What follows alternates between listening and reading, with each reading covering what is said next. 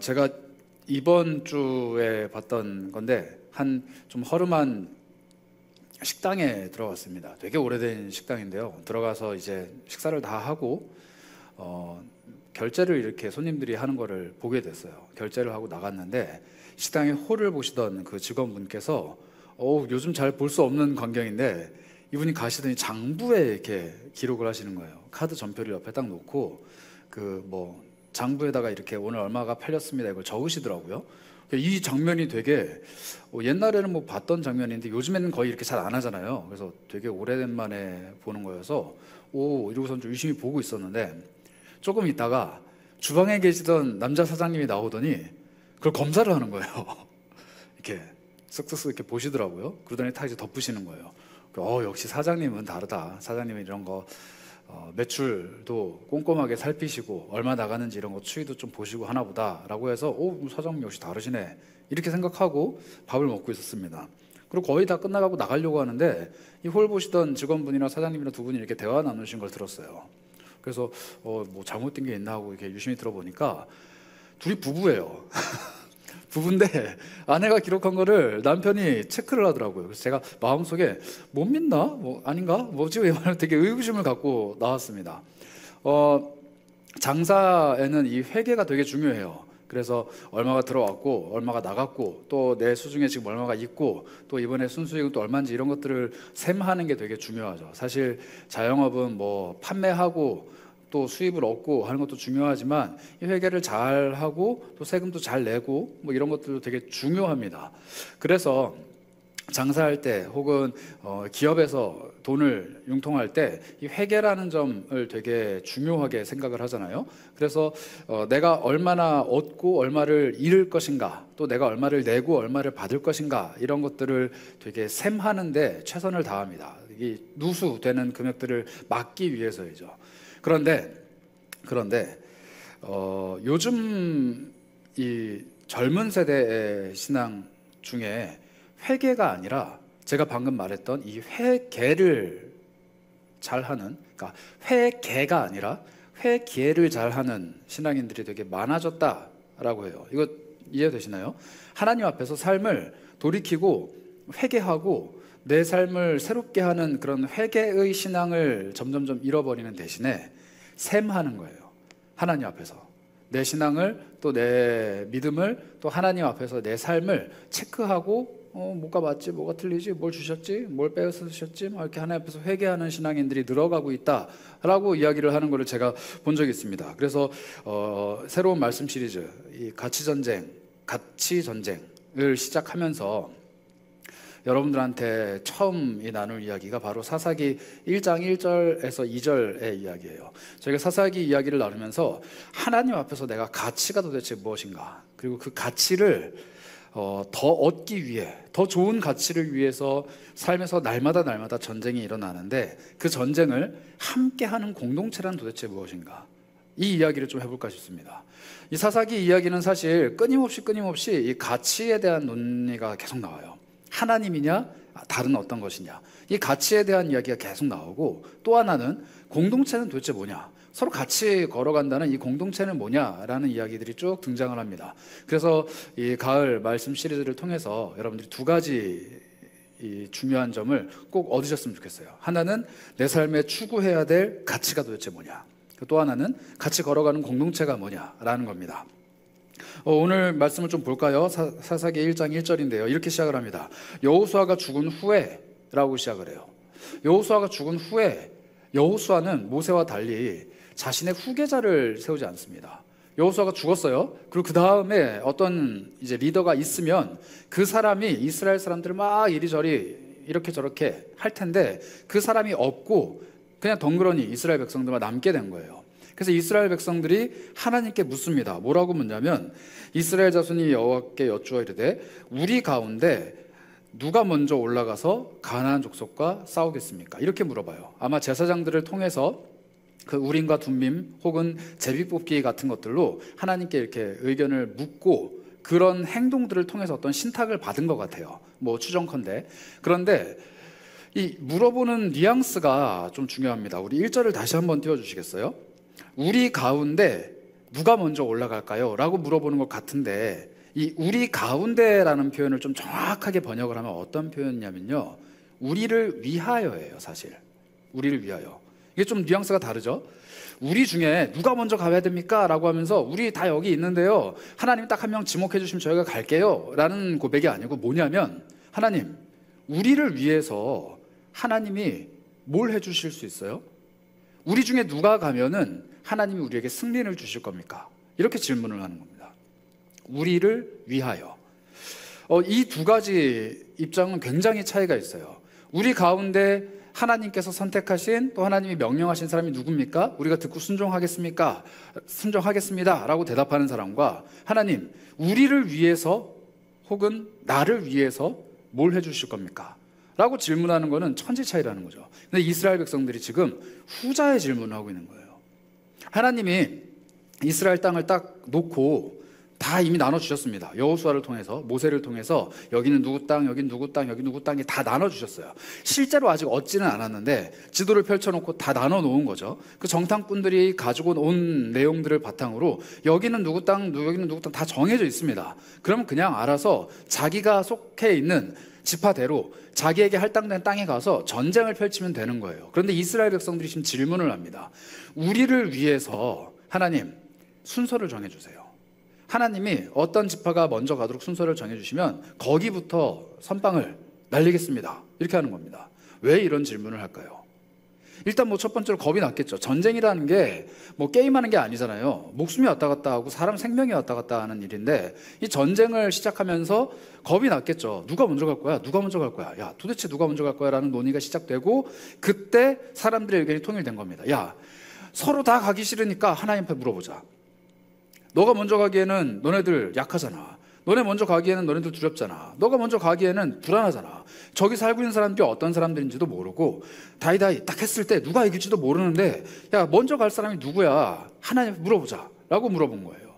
그래서 우리를 위해서 하나님, 먼저 희생하고 먼저 갈 사람을 정해 주십시오 라고 물어본 겁니다. 근데 하나님이 뭐라고 답하시느냐? 2절에 이렇게 답하세요. 유다가 올라가라. 그런데 그 뒤에가 적잖이 감동입니다. 뭐라고 답하시냐면은, 봐라, 내가 이 땅을 그의 손에 넘겨주겠다 이렇게 약속하세요. 물어본 거는 누가 먼저 갑니까? 라는 질문이었어요. 누가 먼저 가야 됩니까? 근데 하나님이 안심해라, 내가 이 땅을 그 제일 먼저 가는 유다 손에 넘겨주겠다 라고 약속을 하시는 거예요. 여기까지 보면은 굉장히 하나님께서 좋은 답변을 주신 것 같은데, 이미 여기서부터 사사기의 이 모든 레퍼토리가 꼬이기 시작합니다. 제가 아까 말씀드렸던 하나님께 우리를 위해서 하나님 뭘 해주실 수 있습니까? 라고 딜을 보기 시작한 거예요. 제가 오늘 여러분들께 나눔 질문으로 이런 질문을 던졌는데요, 하나님과 딜을 하거나, 예를 들면은 뭐뭐뭐 해주면 뭐뭐뭐 하겠습니다 라는 기도를 해보거나, 혹은 조건을 걸고 서원 기도, 요즘 이런 표현 잘 안 쓰죠. 서원 기도라는 거를 좀 해본 적이 있는가? 제가 흥미로운 답변 몇 개를 가지고 왔는데요, 이런 답변이 있습니다. 그만 아프게 해주시면은 교회 열심히 다닐게요. 너무 아파서 교회를 나오기가 힘들었나 봐요. 그만 아프게 해주시면. 몸인지 마음인지는 모르겠지만, 네, Yes I am 하고 하트 했다가 지웠어요. 지운 건가?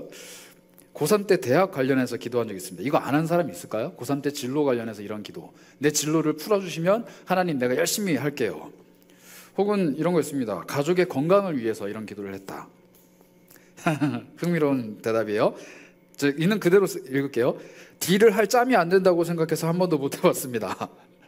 그쵸? 하나님이랑 좀 딜을 하려면 짬이 어느 정도 되고, 하나님이랑 쇼부를 볼 만한 뭔가가 있어야 된, 그래요. 네. 또 있어요. 하나님이랑 딜을 왜 하나? 어차피 질 건데 라는 답변도 있고요. A, 그런 아기 같은 기도는 안 한 지 오래됐죠 라고 하고 이렇게 손가락 이거까지 있어요. 안 한 지 오래됐대요. 아기가 기도한 거 그래요. 대학 20대 그랬던 것 같습니다.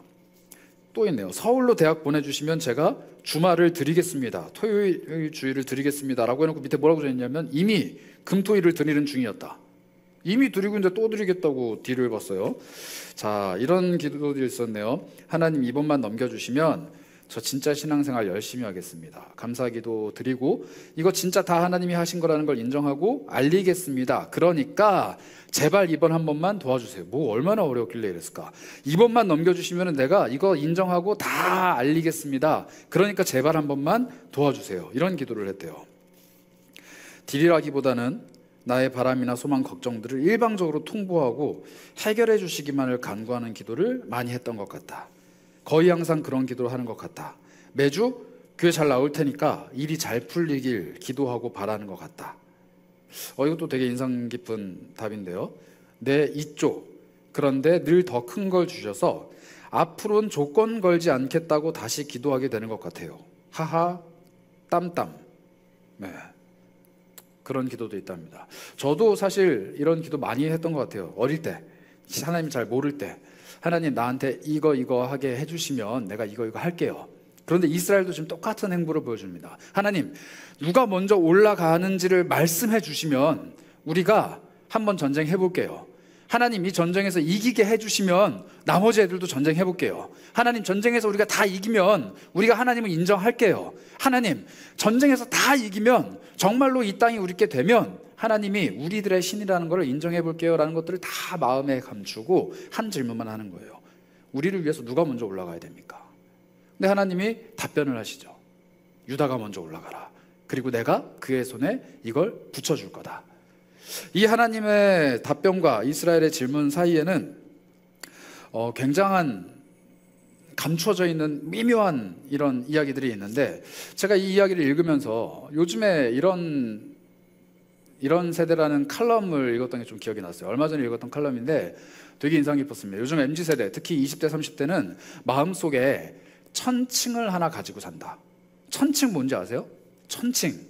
잘 안 쓰는 표현이라 모르실 텐데, 오늘 우리 받은 주보 제일 첫 페이지에 보시면 이 정의의 여신이 들고 있는 저울 있죠.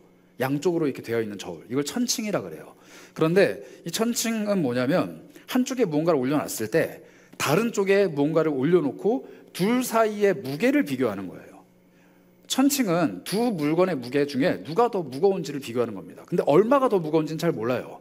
이걸 알려면은 이 위에다가 저울을, 이제 그람수를 적혀 있는 저울을 막 올려놓으면서 찾아야 돼요. 만약에 10g이 더 무겁다 하면은 1g을 계속 올려놔서 10이 될 때까지, 평형을 이룰 때까지 계속 올려가면서 찾아야 됩니다. 이 찾아가는 과정을 통해서 수평을 맞추고 어떤 한 물건의 무게를 찾아내는 게 천칭인데, 천칭은 이 물건의 무게를 알아내는 것도 중요하지만 또 하나, 두 물건 혹은 두 존재 사이에 무엇이 더 가볍고 무거운지를 비교하는 겁니다.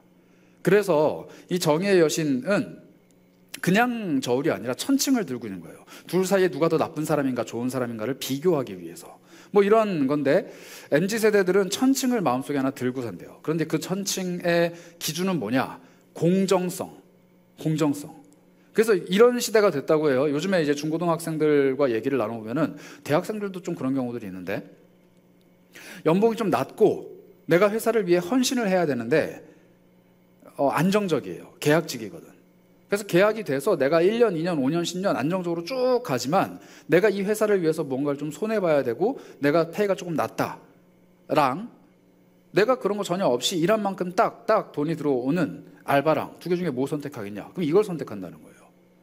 공정성의 개념으로 보기 때문에. 그리고 그 칼럼의 주제는 사실 이거였습니다. 요즘 입사하는 MZ세대들이 승진에 전혀 목숨을 걸지 않은 것처럼 행동하는 신입사원들이 늘어났다라는 거예요. 그러니까 평생 직장이 없다 이렇게 고개를 많이 끄덕거리는 지금 30대가 있는데, 이제 20대들을 보니까 그런 느낌 드나 봐요.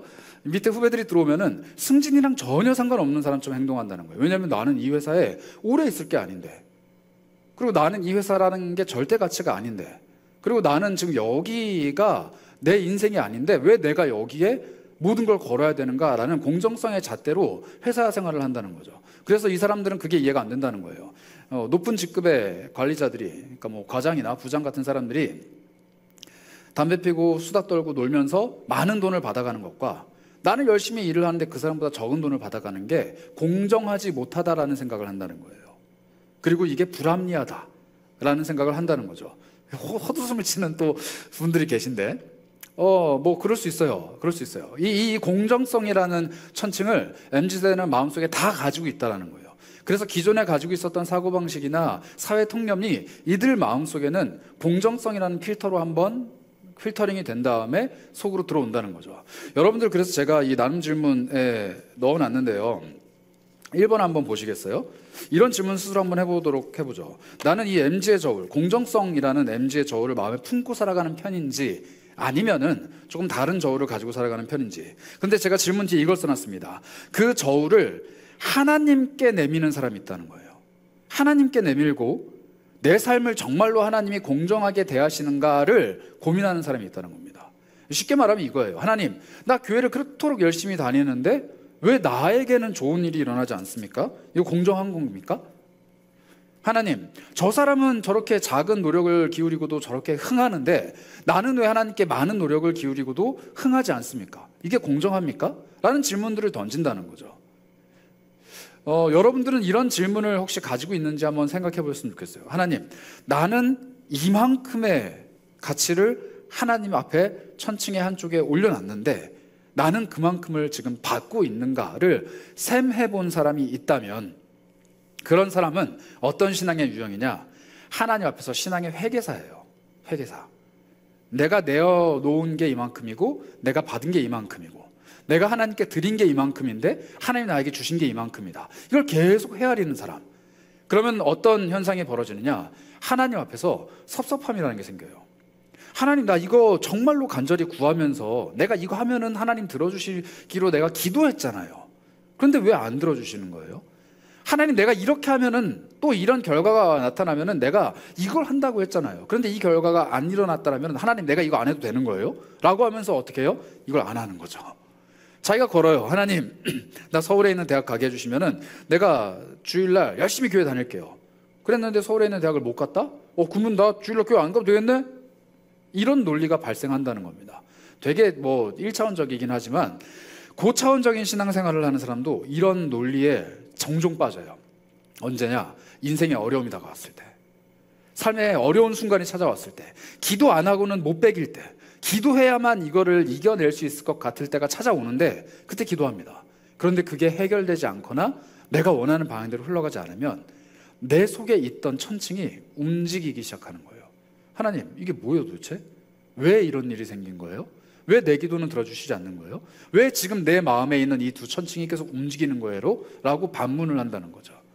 이런 천칭을 갖고 살아가는 우리들에게 이 사사기 말씀은 우리의 모습을 마치 보게 하는 것 같습니다. 우리 3절을 한번 볼까요? 3절이 여러분들이 한번 읽어주시면 좋을 것 같아요. 3절 함께 읽습니다. 시작. 유다가 그의 형제 시므온에게 이르되 가나안 족속과 싸우자. 그리하면 나도 내가 제비 뽑아 얻은 땅에 함께 가리라 하니 이에 시므온이 그와 함께 가니라. 자, 하나님이 유다 보고 먼저 올라가라고 했습니다. 그 광야에서 진을 막 이렇게 움직일 때 세 개의 그 지파별로 하나, 둘, 셋, 네 개를 묶었어요. 그래서 이렇게 쭉 이동을 했는데 유다 지파가 사실 제일 앞에 있었거든요. 그럼 유다 지파가 먼저 가라라고 했을 때는 하나님이 먼저 가라라고 하면은 자연스럽게 40년 동안 같이 움직였던 나머지 두 지파한테 야, 도와줘라, 같이 가자, 우리는 늘 선봉이었잖아, 우리는 늘 앞에 있었잖아, 우리 같이 가자라고 말하는 게 상식적이에요.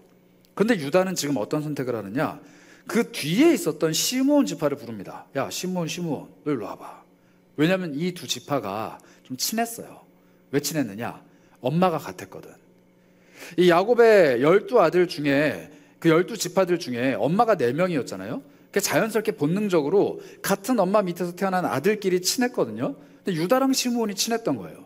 그러니까 유다가 자기랑 40년 동안 같이 했던, 옆에 있었던, 늘 선두에 서서 늘 광야의 맨 앞에 서서 그 광야의 길을 개척했던 두 지파는 두고 뒤에 있었던 시므온 지파를 불러들여요. 그리고 뭐라고 얘기하냐면, 야, 우리가 지금 전쟁하는데 도와줘. 그럼 니네 전쟁할 때 우리 도와줄게. 우리가 이 땅을 누리는 이 영광을 같이 누리자. 이렇게 얘기를 합니다. 뜬금없이.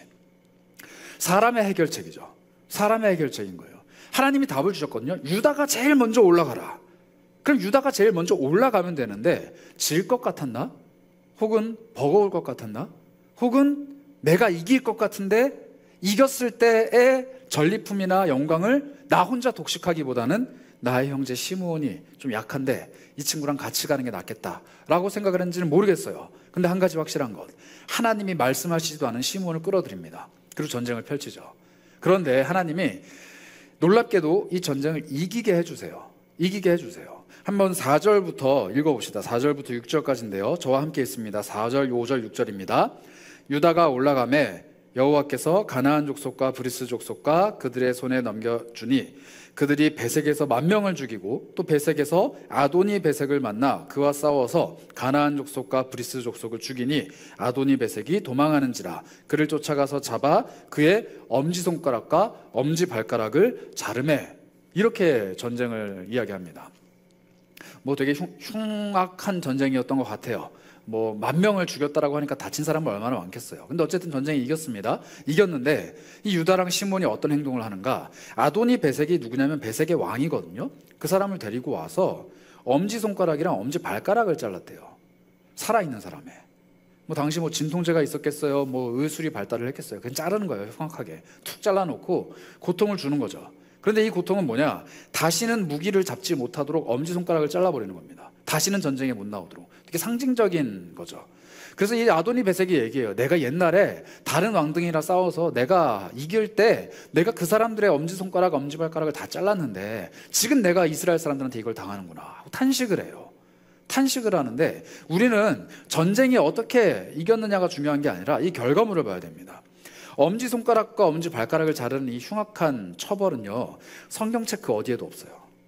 이스라엘의 하나님은 단 한 번도 살아있는 사람의 몸을 자르는 형벌을 주신 적이 없습니다. 성경을 보니까 전쟁을 하고 나서 싸운 사람들, 다윗 같은 경우는 전쟁을 하고 나서 죽인 사람들의 코를 자르고 막 귀를 자르고 하는 모습들이 나오거든요.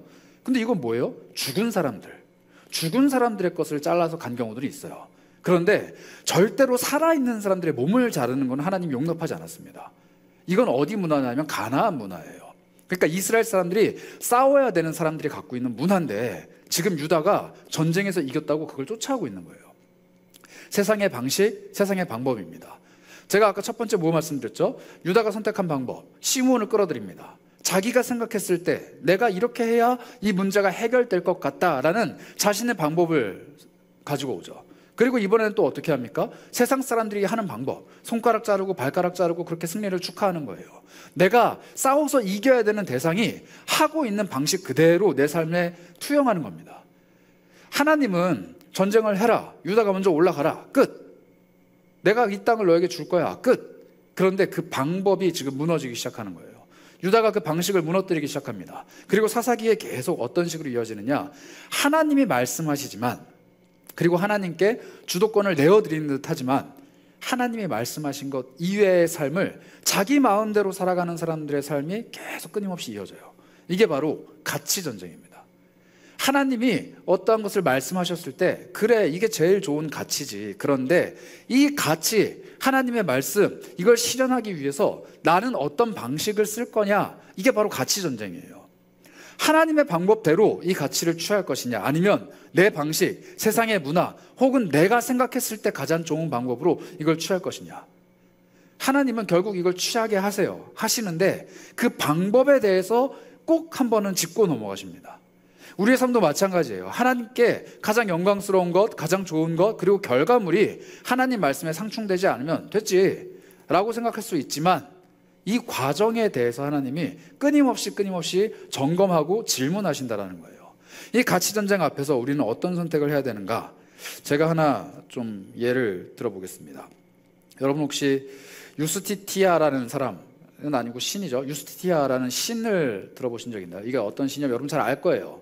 그 눈을 가리고 천칭, 이거 아까 우리 주보에 나왔던 이 그림이 사실 유스티티아인데, 천칭을 들고 검을 들고 있는 이 여신이 유스티티아라는 여신입니다. 이름이 좀 특이하죠? 유스티티아라는 여신의 이름에서 영어에 저스티스가 나왔어요. 저스티스, 정의라는 거죠. 이 여신이 정의의 여신인데 눈을 가리고 있는 이유는 뭐냐? 내 앞에 있는 존재가 누군지 전혀 상관없이 그냥 팩트만 가지고 심판하겠다예요. 천칭을 가지고 있는 건 뭐냐? 이 두 명의 사람들 혹은 두 사건 중에 어떤 게 더 나쁘고 좋은 것인지를 공정하게 보겠다. 검을 가지고 있는 이유는 뭐냐면 내가 이 검으로 아주 칼날같이 날카로운 재판을 하겠다라는 뜻이래요. 그런데 흥미롭게도 우리나라 대한민국 그 법원에 가면 이 정의의 여신이 있는데 이런 모양이라고 합니다. 사진 한번 보시겠어요? 좀 틀리죠? 일단 눈을 안 가렸어요. 근데 이건 우리나라뿐만 아니라 다른 데도 몇몇 군데가 이런 게 있대요. 눈을 안 가렸어요. 그리고 칼을 안 들고 있습니다. 그리고 천칭만 이렇게 들고 있죠. 그래서 우스갯소리로 대한민국 법은 눈으로 사람을 보고 판단한다는 거예요. 이 사람이 돈이 얼마나 많은가, 또 이 사람은 얼마나 가난한가, 또 이 사람은 얼마나 유명한가, 이 사람은 얼마나 무능력한가, 이런 걸 보고 판단을 하고자 이걸 안대를 벗어버렸다, 뭐 이런 우스갯소리도 있고, 또 하나 책을 들고 있잖아요. 이게 법전이 아니라 족보다. 족보다. 그래서 이 사람의 족보와 학벌과 파벌을 다 따지고 그 다음에 법이 발동된다 라는 우스갯소리가 있답니다. 그런데 법원이 하도 이거를 얘기하니까 답변을 내놨어요. 신인데 눈을 안 가려도 공정한 판단을 할 수 있다, 이렇게 답변을 공식적으로 블로그에 했대요. 너무 비판을 받으니까. 근데 뭐 어쨌든 이 유스티티아라는 여신이 이렇게 천칭을 가지고 사람을 판단하는데 성경에 하나님의 천칭이 등장합니다. 하나님의 천칭. 이 천칭 위에 우리라는 삶을 올려놓고 이 반대편에 뭐가 올려져 있는지에 따라서 우리 삶이 천차만별로 바뀐다라고 얘기를 하는 거예요. 이게 바로 로마서 6장 23절에 나오는데요. 한번 보겠습니다. 죄의 삭은 사망이요, 하나님의 은사는 그리스도 예수 주 안에 있는 영생이다. 우리 삶에 천칭을 주시는 하나님이 이 반대편에 올려놓는 두 가지에 대해서 이야기를 하세요. 다시 한번 볼까요? 죄의 값, 죄의 결과물인 사망이라는 게 있고, 하나님의 은사, 이게 하나님의 선물이라는 표현입니다. 이 사망과 달리 하나님의 선물이라는 것이 있는데, 그 선물은 뭐냐? 그리스도 예수 안에 있는 영생이다. 영원한 생명. 자, 우리 삶을 저울 위에 올려놓고, 반대편에 무엇을 올려놓는가에 따라 우리 삶이 휘청휘청하는 거예요. 우리의 죄의 삭신 사망이 올려지는 순간, 이 사망의 무게는 우리가 감당할 수 없는 무게이기 때문에 이 천칭이 완벽하게 떨어집니다. 그리고 우리 삶은 튀어오르죠. 우리 삶은 완전히 파괴가 돼요. 그런데 이게 우리가 받아야 하는, 우리가 원래 겪어야 되는 형벌이었어요. 이 하나님의, 공의의 하나님의 천칭 아래 우리의 삶과 우리 죄의 삭신 사망이 올려지게 되면 우리 삶은 결국에는 막장으로 끝나는 겁니다. 그런데 하나님께서 이 모습을 보시고 어떻게 하시느냐? 사망의 값은 거두어 가시고 하나님의 은사, 하나님의 선물, 우리 주 예수 그리스도 안에 있는 영생이라는 보물을 이곳에 올려놓으시는 거예요. 그러면 우리 삶이 어떻게 되느냐? 내가 가지고 있는 죽음을 향해 걸어가고 있는 죄가 가득한 내 삶이랑 예수 그리스도의 생명의 보혈이랑 균형을 이룹니다. 내 삶이 균형을 이루는 거예요. 흔들리지 않는 편안함. 예수 그리스도라는 은사가 이 천칭의 반대편에 올라갔을 때, 예수 그리스도의 선물이 올라갔을 때, 그리스도의 생명이 올라갔을 때 내 삶이 안정감을 이루게 된다라는 거죠. 여러분들은 어느 것을 계속 구하면서 살아가는 사람들입니까? 내가 겪은 죄 때문에. 우리 오늘 특별 찬양으로 함께했던 이 임헌일이라는 뮤지컬 가수이자 또 배우이자 가수인 임헌일 씨가 부른 곡이거든요. 은혜라는 찬양인데, 이 은혜라는 찬양을 제가 이 헌금 찬양으로 선택한 이유가, 의심 많고 죄 많은 나를 위해 예수의 보혈을 흘리셨네, 이 고백이 있습니다. 이 늘 의심하고 늘 죄를 짓고 있고 이 저울 위에 올라가서 오히려 하나님께 저울을 들이밀면서, 하나님 내가 이만큼 헌신했는데 나한테는 이거밖에 안 주세요. 하나님 내가 이렇게까지 했는데 왜 나는 이거밖에 안 됩니까? 막 이렇게 논하고 있는, 이 셈하고 있는, 회개장부를 들먹거리고 있는 이 나에게 하나님은 답변을 하신다는 거예요. 네가 올라가 있는 그 저울 반대편에 내가 사망이라는 걸 올려둘 수 있지만 이 사망을 거두고 예수 그리스도의 생명이라는 걸 올려둘게. 그리고 너의 삶은, 너의 삶의 값어치는, 너의 삶의 가치는 이 예수 그리스도라는 생명으로 값이 매겨질 거야. 사망은 절대 너의 삶을 값을 매길 수 없어. 사망은 절대 너의 삶의 무게를 잴 수 없어. 사망은 결코 너의 삶의 가치를 부여할 수 없어. 내가 준 생명, 예수 그리스도의 보혈, 그리고 그 십자가가 주는 영생, 이것이 바로 너의 삶의 가치이자 기준이자 너의 삶의 값이야.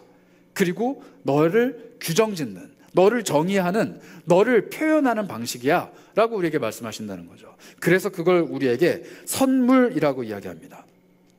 하나님은요, 우리나라 그 법원에 있는 정의의 여신처럼 책을 들고 계세요. 생명책이거든요. 이 생명책 안에 우리의 이름이 써있는지 안 써있는지를 유심히 보십니다. 생명책에 기록된 그에게 승리를 주겠다. 생명책에 기록된 그에게 영생을 주겠다. 생명책에 기록된 그에게 내 아들 예수 그리스도의 보혈의 능력을 주겠다. 그러니 우리는 이미 그 하나님의 생명책에 이름이 적힌 사람답게 예수 그리스도의 은혜의 보혈 아래 놓여 있는 사람들입니다. 그런 삶을 살아가는 저와 여러분 되시길 축복해요. 그래서 제가 이런 문구를 여러분들한테 한번 읽어드리고 오늘 설교를 좀 마칠까 하는데요. 독일어 하시는 분들 혹시 계시다면 양해를 바랍니다. 제가 독일어 잘 못해서 잘 못 읽는데 이거예요. For Gott, ohne Gott. 잘 읽었나 모르겠습니다. For Gott, ohne Gott라는 표현인데요. 방금 뭘 띄워줬는지 모르겠는데 For Gott라는 건 뭐냐면요, 하나님 앞에서라는 표현을 합니다. 하나님 앞에서. 그리고 ohne Gott라는 건 뭐냐면요, 하나님 없이라는 표현이에요. 이게 어떤 표현이냐면은 독일의 유명한 신학자이자 목사인 본헤퍼가 한 말인데요. 본헤퍼가 누군지 잘 모르죠? 선한 능력으로 찬양 알죠? 선한 능력 뭐 어쩌고저쩌시니 미안해요. 선한 능력으로라는 그 작사가 된 시를 지은 분이 본헤퍼예요. 근데 이분이 그게 유명한 게 아니에요. 이분이 목사님인데 어디에 가담했느냐, 이때가 나치 독일 때였거든요. 히틀러 암살단에 가입을 합니다. 그러니까 목사님인데 암살을 시도한 거예요. 그러다가 이제 잡혀서 형장의 이슬로 39살 때 돌아가시거든요. 33대인가? 9대인가? 완전 돌아가세요. 근데 더 놀라운 거는 이 이야기가 작전명 발키리라는 영화로 나옵니다. 그리고 이제 유명해지신 분인데 이분은 어마어마한 또 날카로운 책들을 많이 남겼어요. 그런데 그 책 끝자락에 이게 있습니다. For Gott, ohne Gott. 이게 뭐냐면 하나님 앞에서 살아가는데 마치 하나님이 없는 것처럼 살아가는 삶을 살아야 된다라고 얘기해요. 이게 무슨 말이냐? 하나님 앞에서 살아가는 모든 삶을 하나님 앞에 올려놓고 살아가는데 이 하나님 앞에서 살아가는 삶이 하나님이 없는 것처럼, 여기엔 가로 열고 어떤 하나님이냐? 내가 만들어낸 하나님, 내가 만들어낸 하나님이 없는 것처럼 살아가는 삶이라는 거예요. 이게 무슨 말이냐면 하나님 앞에서 살아간다고, 나는 하나님의 자녀라고, 나는 하나님과 동행하는 사람이라고 끊임없이 얘기하면서 뭘 계속 이야기하느냐? 하나님, 내가 아는 하나님은 나한테 복 주시는 하나님인데요, 내가 아는 하나님은 나한테 잘해주시는 하나님인데요, 내가 아는 하나님은 기도에 응답하는 하나님인데요, 내가 아는 하나님은 이 문제를 해결하시는 하나님인데요, 하나님 그렇게 하셔야죠 라고 내가 만들어낸 하나님을 버리라는 거예요. 그런 하나님은 없다는 거예요. 마치 자판기처럼 내가 이걸 하면은 저걸 하시는 하나님, 내가 이걸 누르면 이걸 응답하시는 하나님, 이런 거 없다는 거예요. 하나님이 계신 것처럼 살아가지만 내가 만들어낸 하나님이 아니라 정말로 내가 예측하지 못한 일을 하시는, 내가 원치 않는 일을 하시는, 그리고 내가 꿈꾸지도 못한 일을 하시는 하나님 앞에서 살아가라는 겁니다. 이게 For Gott, ohne Gott예요. 제가 이 문구를 이번 주간에 책 보다가 우연히 봤는데 머리에 한 대 크게 맞은 것 같은 거예요. 나는 정말 그렇게 살아가고 있는가? 나는 정말? 그냥 이성적으로 이걸 하면 하나님이 좋아하시겠거니, 이런 삶이 하나님이 기뻐하시는 삶이겠거니 라고 생각하며 살아가지만 은연중에 마음속 깊은 곳에는 이걸 하면 하나님이 나에게 복을 주시겠지, 이걸 하면 나에게 하나님이 무언가를 주시겠지라는 그런 막연한 기대감이 다 깔려 있잖아요. 이거 없는 사람이 어디 있겠어요? 내가 아무리 하나님 앞에 잘해도 늘 내 인생에 고난만 찾아온다, 내가 늘 하나님께 충성과 최선을 다해도 늘 내 인생에는 어려움만 찾아온다 라고 하면 누가 하나님을 그렇게 순전하게 또 순수하게 믿겠냐는 거예요. 근데 본헤퍼 교수님이 그걸 얘기를 합니다. 목사님이 For Gott, 하나님 앞에서 ohne Gott, 내가 믿고 있던 그 모든 하나님을 버리고 살아가라. 이분은 히틀러를 죽일 수 있을 거라 생각했어요. 근데 못 죽입니다. 이분이 말했던 게 뭐냐면요, 운전하는 사람이, 미친 운전자가 막 운전을 하면서 사람들이 치고 돌아다닌다. 그런데 목사가, 그리스도인들이 그 아파하는 사람들을 위해서 기도만 하고 있을 거냐, 그 미친 운전자를 끌어내려야 하지 않겠느냐라고 이야기를 하고 히틀러 암살단을 만드는 분이에요. 그런데 그 일이 실패로 끝납니다. 그리고 죽어요. 근데 그분이 이 얘기를 한 겁니다. 내가 기대했던 바가 이루어지지 않아도, 내가 예측했던 바가 이루어지지 않아도, 내가 원했던 바가 이루어지지 않아도 하나님은 하나님이시다. 여러분, 우리 지난 7, 8월 동안 성경 필사도 했습니다. 여러분, 필사반이 막 자기들끼리 사진 공유도 하고 그 방 안에서 막 이야기를 나누는 걸 제가 우연찮게 들었어요. 참 감사해요. 근데 물어볼게요. 필사하면 복 받아요? 여러분, 성경 많이 읽으면 내 삶에 무언가가 이루어집니까? 기도를 막 다른 사람과 공동체를 위해서 하면, 리인어프 기도에도 참여하고 막 베이스온 예배도 참여하고 막 해서 내가 예배를 하나님 앞에 막 열심히 드리면 내 삶에 무언가가 이루어지던가요? 물론 그러면 좋겠지만 아닐 때가 더 많잖아요. 하나님은 그렇게 질문하고 답하고 구하고 응답하고 찾으면 내어놓는 그런 분이세요. 그런데 그런 분이라는 것뿐만 아니라 이것과는 별개로 그냥 하나님이시라는 겁니다. 그래서 여러분들한테 권면드려요. 여러분, 하나님이 내가 이 행동을 하면 이런 답변을 주리라고 예측할 수 없는 도전을 해보세요. 필사해보세요. 필사하면 하나님이 어떤 은혜를 주실까? 몰라요. 모르는 게 더 짜릿한 거예요. 하나님이 내가 예측하지 못한 어떠한 은혜들, 혹은 내가 예측하지 못한 어떠한 답변들, 또 내가 예측하지 못한 어떠한 복들을 예비해 두시고 나를 대하실 때 그 하나님 앞에 도전을 하라는 겁니다. 제가 한 가지 좀 나눠볼게요. 제가 고민하던 게 있었는데 지난주, 지지난주에 응답을 받았습니다. 저 인어프 공동체가 여름 사역을 끝나면은 음원을 하나 만들어내는 거 아시죠? 사실 작년에는 이 음원을 제작할 때 비용이 100만 원이 들어갔습니다. 근데 100만 원으로는 원래 택도 없어요. 전혀 안 됩니다. 그런데 우리 공동체 안에 지체들이 자기의 재능들을 다 기부하고 아는 사람 꾸역꾸역 다 막 디스카운트를 해가지고 100만 원 안에 예수의 선하심이라는 앨범이 나온 거예요. 제가 이번 연도에는 어떤 마음이 있었느냐, 하나님, 여름 사역하고 나서 지금 한 100만 원 정도 남았는데 이번에는 좀 우리 청년들이 고생하지 않고 조금 더 수월하게 음원을 제작하는 금액이 필요합니다. 150 정도 됐으면 좋겠어요 라는 기도를 길게 안 했습니다. 잠깐 했어요. 그리고 까먹고 있었거든요. 근데 지난주인가요? 어떤 한 청년이 여름 사역 다 끝났는데 여름 사역 후원비로 50만 원을 헌금했습니다. 근데 저는 그 청년한테 얘기한 적 없어요. 몰라요, 그 청년은.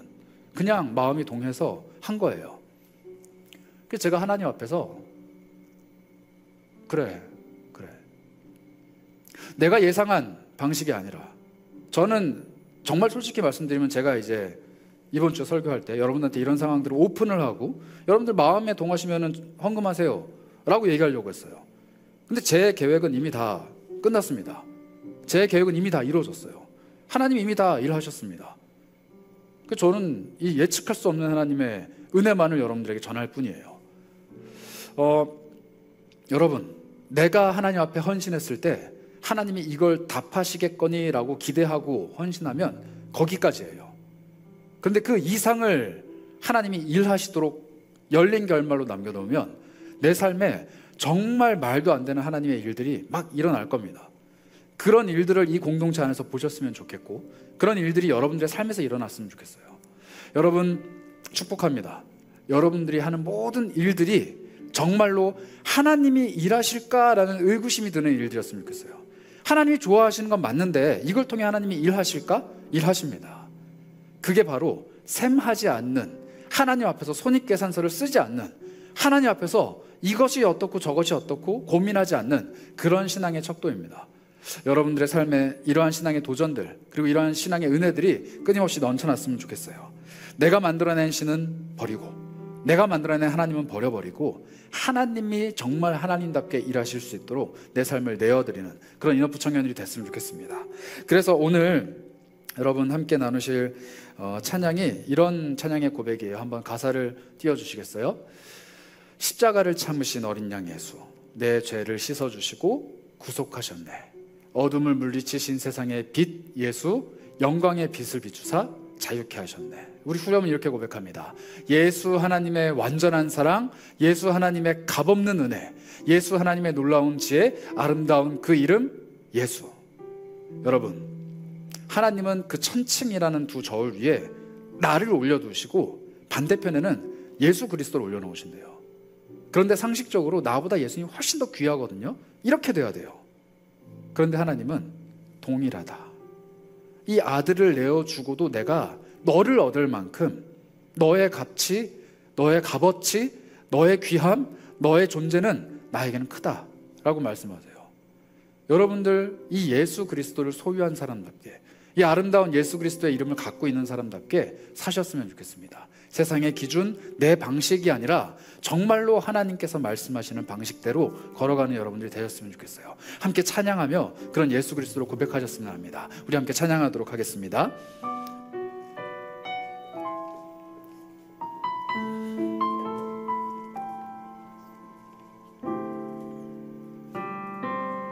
우리 삶에 가치를 주시는 그 예수 그리스도의 이름을 고백합시다. 십자가를 참으신, 십자가를 참으신 어린 양 예수, 내 죄 씻어 주시고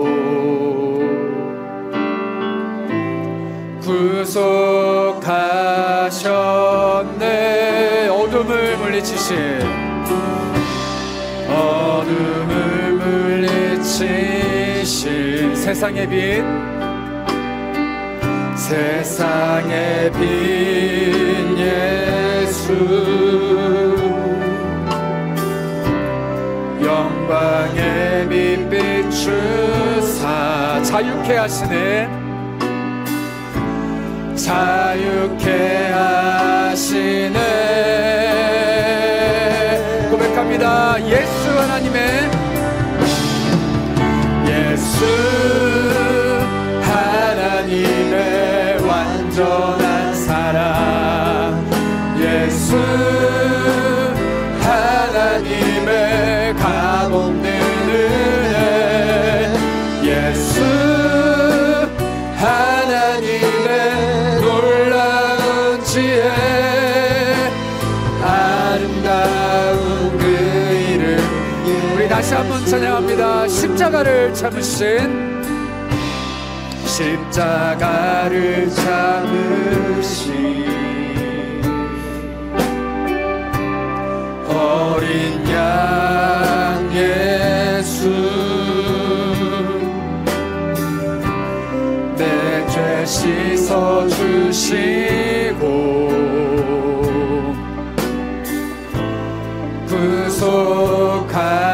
구속하셨네, 어둠을 물리치신 세상의 빛 예수, 영광의 빛 비추사 자유케 하시네, 자유케 하시네. 고백합니다. 예수 하나님의 완전한 사랑, 예수 하나님의 완전한 사랑, 예수 하나님의 값없는 은혜, 예수 하나님의 놀라운 지혜, 아름다운. 다시 한번 고백합니다. 예수 하나님의,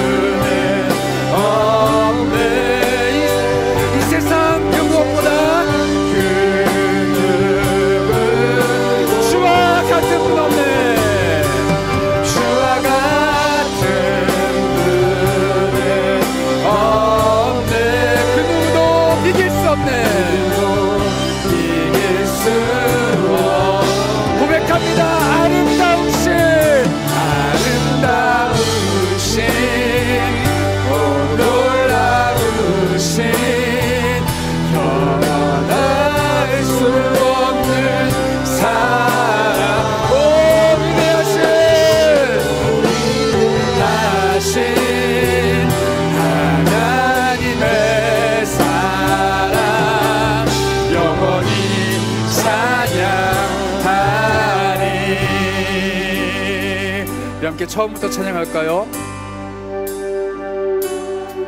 내 안에 주를 향한, 내 안에 주를 향한 이 노래, 영원한 노래 있으니. 날 향한 주님의,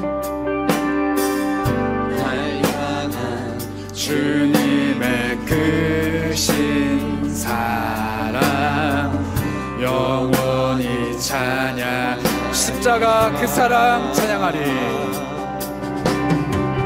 십자가 그 사랑 찬양하리. 날 구원하신 그 사랑,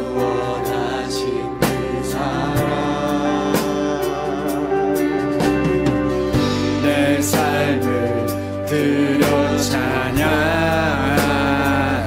놀라우신 주의 사랑 영원히 찬양하리라. 영원히 찬양하리라. 아름다우신 오 놀라우신 영원할 수 없는 사랑. 오 위대하신 하나님의 사랑 영원히 다시 한번 고백합니다. 아름다우신 오 놀라우신 영원하신 그 사랑,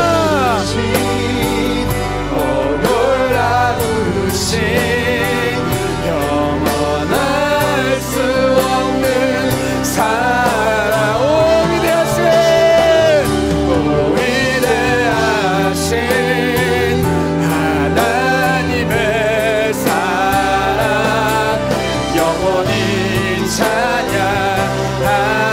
오 위대하신 하나님의 사랑, 오 위대하신 하나님의 사랑 영원히 찬양하리. 여러분 함께 기도했으면 합니다. 내 삶에 하나님 앞에서의 그 천칭을 두고 자꾸 내 삶을 올려놓고 흔들리는 분들이 계세요. 하나님, 나 이만큼 열심히 노력했는데, 나 이토록 열심히 살았는데, 나 이토록 최선을 다했는데 왜 내 삶은 자꾸 이렇게 요동칩니까? 왜 나는 내가 원하는 이 안정감, 혹은 내가 원하는 결과, 혹은 내가 원하는 나의 가치, 나의 답변, 이것을 얻지 못합니까? 이런 것 때문에 고민하는 분이 계시다면 오늘 답을 얻어가시기를 원합니다. 죄의 삭신 사망이지만 이 모든 것들은 걷어치우고 하나님이 그 저울의 반대편에 하나님의 은사, 하나님의 선물, 우리 주 예수 그리스도 안에 있는 영원한 생명, 영생의 복음을 우리에게 주셨습니다. 여러분들과 저의 삶의 가치는 이 복음, 예수 그리스도의 생명, 그리고 그분 그 자체로 설명이 되는 거예요. 해석이 되는 거예요. 그리고 값어치가 매겨지는 겁니다.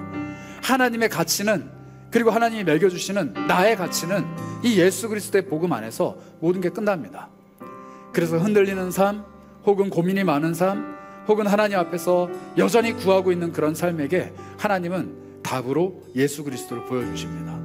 여러분들의 삶에 그게 답이 되셨으면 좋겠어요.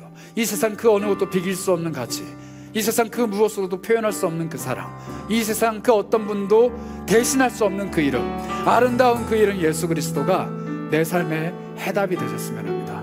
가치전쟁의 첫 번째 해답, 예수 그리스도입니다. 그래서 한번 기도하실까요? 주님, 내가 예수가 아닌 다른 것을 답으로 구하지 않기 원합니다.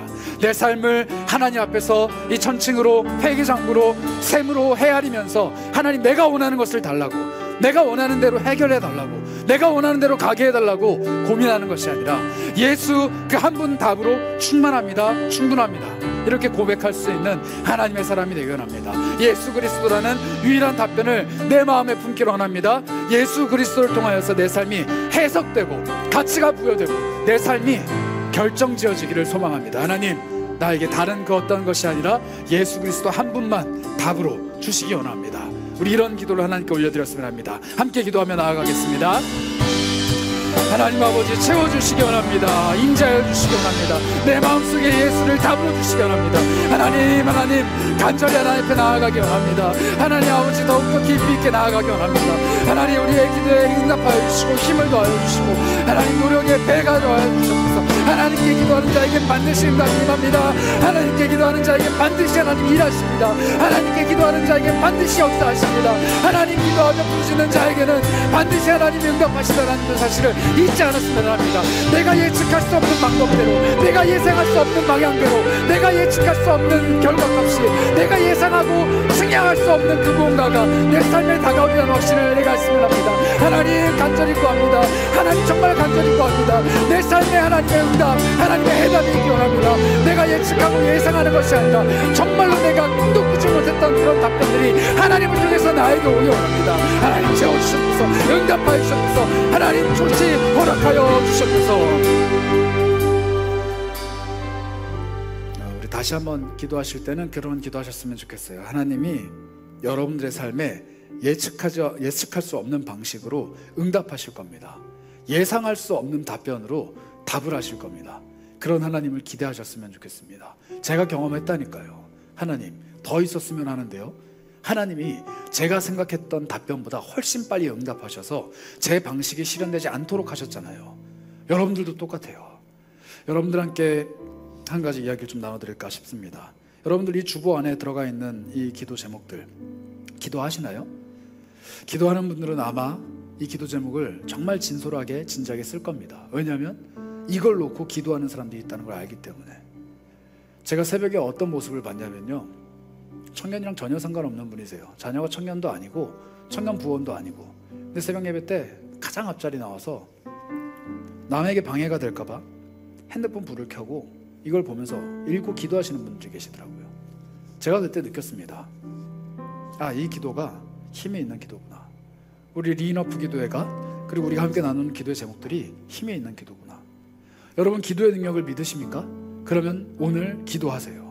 하나님이 여러분들에게 예측하지 못한 방법으로 응답하실 겁니다. 여러분들 기도의 능력을 못 믿으시면 저를 보시고 옆에 있는 공동체원들을 보시라고요. 하나님이 반드시 응답하십니다. 그 기도에 응답하십니다. 그 기도에 응답하십니다.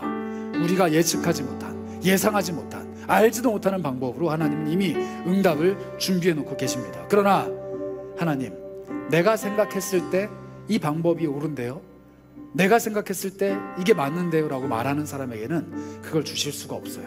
왜냐하면 그 사람의 생각보다 훨씬 큰 하나님의 응답이 그 저울에 올라갔을 때 삶이 또 요동칠 거거든요. 흔들릴 거거든요. 그래서 하나님은 기다리십니다. 어떻게 해요? 모든 것들을 저울에서 내리고 나 자신만이, 그리고 하나님만이 그 저울 위에서 독대하기를.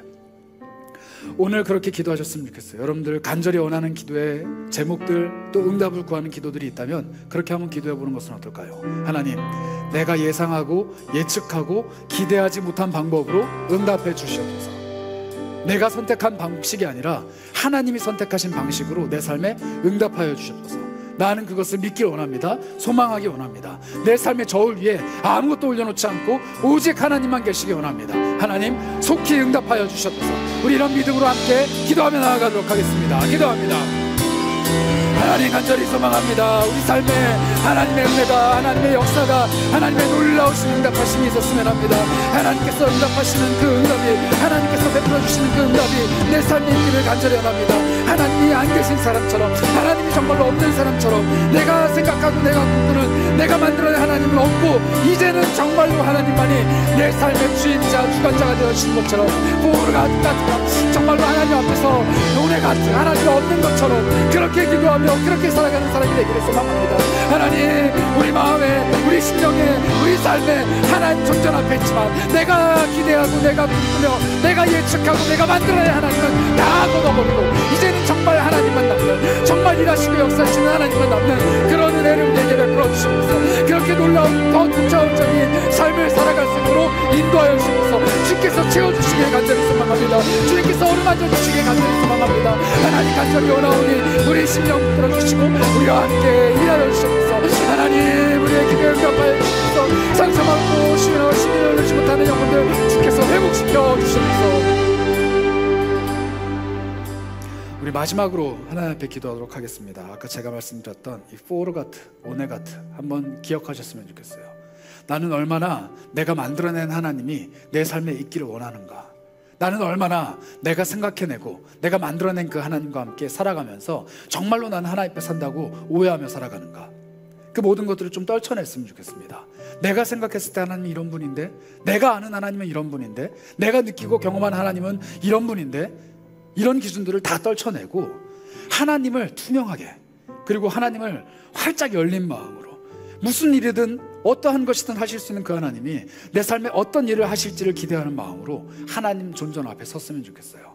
하나님 앞에 있지만 하나님이 없는 사람처럼, 하나님 앞에 있지만 내가 만들어낸 하나님은 전혀 없는 사람처럼 투명하게 하나님을 마주했으면 좋겠습니다. 그래서 마지막으로 기도하실 때 이렇게 기도했으면 좋겠어요. 주님, 한 주간 살아갈 건데 내 삶에 내가 정한 방식, 내가 생각한 기준, 내가 원하는 하나님을 쫓아서 살아가는 것이 아니라 하나님이 원하시는 대로 내가 한 발자국이라도 움직일 수 있도록, 하나님이 원하시는 대로 내 삶이 조금씩 변화할 수 있도록, 하나님이 계획하시고 꿈꾸시는 것들이 내 삶에 이루어질 수 있도록 내가 활짝 열린 마음, 내가 전혀 거리낌 없는 그 마음으로 주님을 독대하게 하시옵소서. 내가 주님을 투명하게 만나게 하시옵소서. 주님, 내 삶에 찾아와 주시옵소서. 그런 마음으로 마지막으로 함께 기도하며 나아가도록 하겠습니다. 기도하겠습니다. 주여, 성령 하나님 인자하여 주시기 바랍니다. 우리 청년들의 심령 가운데 인자하여 주시기 바랍니다. 하나님의 놀라우신 은혜로 충만하게 채워주시기 바랍니다. 하나님은 없다라고 말하며 살아가는 이 시대 앞에서 내가 생각하는 하나님은 없지만 정말로 살아계신 하나님은 반드시 계시다, 이렇게 고백할 수 있는 청년들이 되기 바랍니다. 하나님, 간절히 소망합니다. 내 삶의 내 예측과 내 소망과 내 기대와 전혀 다르게 일하시는 하나님이지만 그 하나님이 나의 하나님, 그 하나님이 나의 하나님이 되어서 정말로 하나님과 함께 동행하며 하나님과 함께 살아갈 수 있는 사람이 될 수 있도록 인자하여 주시옵소서. 하나님, 채워주시옵소서. 하나님, 역사하여 주시옵소서. 하나님, 나를 붙들어주시옵소서. 하나님, 함께하여 주시옵소서. 하나님, 인자하여 주시옵소서. 우리 신령들 위해 인자하여 주시고 성령으로 충만케 하여 주시고 더 놀라운 삶을 살아갈 수 있도록, 더 높은 삶을 살아갈 수 있도록 이끌어 주시옵소서. 하나님의 놀라우신 사모하시기, 하나님의 놀라우신 역사하시기 우리 모든 신령 가운데 일어날 수 있도록, 우리 모든 삶 가운데 일어날 수 있도록 함께하여 주시옵소서. 하나님, 사사기의 말씀을 열자마자 하나님의 뜻과 전혀 반대되는 모습으로 걸어가고 있는 유다 지파의 모습을 보게 됩니다. 하나님, 우리를 위하여 도대체 무엇을 하실 수 있습니까? 질문하는 이스라엘 사람들을 보게 됩니다. 그런데 하나님, 내 삶을 하나님 앞에서 활짝 열기 시작하면 내 삶도 그런 질문 투성이가 아닌가 싶습니다. 하나님, 날 위해서 무엇을 하실 수 있습니까? 하나님, 날 위해서 어떤 일을 행하실 수 있습니까? 하나님이 내 삶에 응답하시기 위해서 내가 무엇을 해야 됩니까? 늘 이렇게 회개장부를 뒤적거리며 늘 이렇게 하나님 앞에 공정성을 논하며 하나님 앞에서 무엇을 주실지를 기대하는 그런 마음. 그러나 하나님, 오늘 우리가 이런 마음들을 떨쳐내기 원합니다. 내가 생각하는 하나님, 내가 만들어낸 하나님, 내가 원하는 하나님은 떨쳐내고, 그런 하나님은 내 인생에 더 이상 없고 정말 홀로 역사하시는 하나님, 내 삶에 내가 예측하지 못한, 내가 생각하지도 못한, 내가 기대하지도 못했던 그런 놀라운 일들을 행하시는 하나님, 홀로 살아계신 하나님, 홀로 역사하시는 하나님이 내 삶의 주인 되심을 고백하는 인생들이 되기 원합니다. 주님, 청년의 때 그런 하나님을 만나게 하여 주시옵소서. 내 삶을 더욱더 하나님 앞에 내어드리고 돌려받지 못하는 것 알고 있지만 하나님 앞에 최선을 다하고, 그 누구도 알아주지 않는 것 알고 있지만 하나님 앞에 헌신하고, 그 누구도 중요하지 않다라고 이야기하지만 정말로 하나님께서 기뻐하시는 그 일을 위해 내 자신을 내어드릴 수 있는 청년의 때가 되기를 소망합니다. 하나님께서는 반드시 샘하고 계시다는 사실을, 하나님께서는 반드시 응답하기를 준비하고 계시다는 사실을, 하나님께서는 반드시 내 삶의 가치를 부여하고 계시다는 그 사실을 잊지 않기 원합니다. 그 증거가 바로 예수 그리스도, 그 피 묻은 십자가의 능력입니다. 내 삶을 예수의 십자가의 가치와 동일하다 말씀하시는 하나님, 죄의 삭스로 버려지는 인생이 아니라 예수 그리스도의 생명의 보혈로 하나님 앞에서 가치 있는 인생이 되어가는 내 인생이 되기 원합니다. 하나님, 주님의 자녀다운 삶을 살아가게 하시고, 주님께서 부여해 주신 그 가치에 부합한 삶을 살게 하시고, 예수 그리스도의 생명의 복음이 나보다 훨씬 더 크지만 나를 그토록 크게 여겨주시는 하나님 앞에 더욱더 최선 다하며 모든 것들을 내어드릴 수 있는 은혜의 삶 살아가도록 인도하여 주옵소서. 그런 은총이 넘치는 우리 세계롭교회 청년부 인어프 공동체가 되기를 소망합니다. 하나님 돌보아 주시옵소서. 우리 주 예수 그리스도의 이름으로 기도합니다. 아멘. 지금은 우리의 삶을 가장 가치 있는 것으로, 값진 것으로 변화시켜 주시기 위해 십자가 위에 모든 것들을 내어놓으신 아름다운 그 이름 예수 그리스도의 한이 없으신 은혜와, 그리고 그 아들을 우리에게 내어주시기까지 영원하신 그 사랑으로 우리에게 찾아와 주시는 하늘 아버지의 놀라우신 사랑하심과, 오늘도 날마다 내 삶을 가치 있는 것으로, 그리고 놀라운 하나님의 역사의 현장으로 바꾸어 가시는 성령님의 교통하심이 이제는 하나님 앞에서 공정성을 운운하는 것이 아니라, 내 삶에 무언가를 해주실 수 있는가를 질문하는 것이 아니라, 아무것도 없지만 그러나 하나님 한 분만으로 즐거워하기를 결단하고 돌아가는 사랑하는 공동체원들 머리 위에 지금부터 영원까지 함께 있을지어다. 아멘.